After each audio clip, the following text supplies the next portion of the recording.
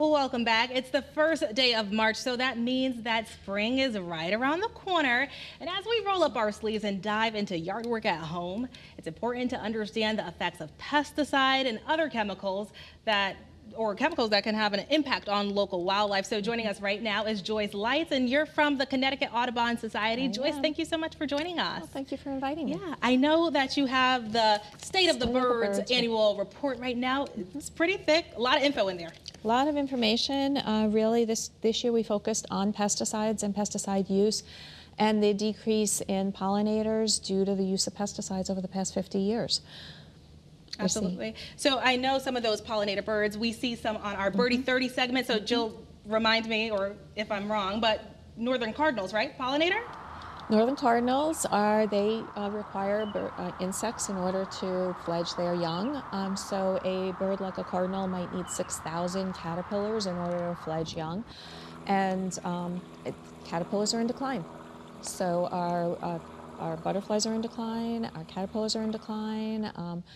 And so we're really talking about the use of pesticides on low benefit uses on about 300,000 acres of lawns across the state. And we're saying, you know, it's a low benefit use, but it's high harm for our insects and our birds. So we're asking for a little bit stricter legislation on use for those purposes. Now, I know there is some legislation right now already in place, but you guys are also looking for bills to be approved this year. Tell us about some of those bills. There is. So Connecticut has been a leader in environmental legislation, and in 2018 we tightened restrictions on being able to access pesticides.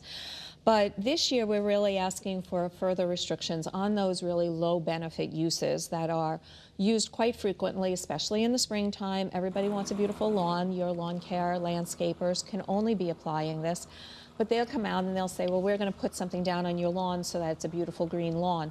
Unfortunately, that's pesticides.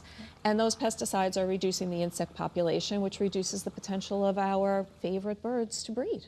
I know there's some pros and cons to pesticides is what it sounds like. And I know some of us or some people out there might be using landscapers. So what are some of these conversations that a homeowner should have with a landscaper about what they're using on their lawns?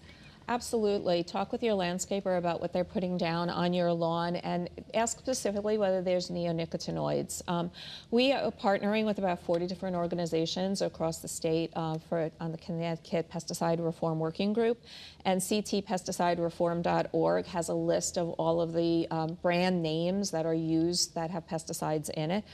You can also check out our ctaudubon.org site and get a copy of our State of the Birds report so you can get more information about that. Right, and you guys are very busy. I know you're heading to an event later on today just to discuss some of these topics. Absolutely. We're heading out to the Northeast Organic Farm Association's conference, and we'll be also at our Connecticut Ornithological Organization conference. So we're having a lot of conversations. We appreciate everybody really talking.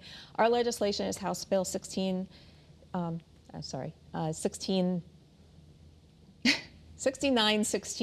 Numbers, we got to figure that out. Few numbers. House Bill 6916, it had its public hearing and people came out. Over 800 people submitted testimony saying that they are in favor of tighter restrictions on these low benefit uses. So where can our viewers go to learn more about the Audubon Society and how they can better protect our wildlife?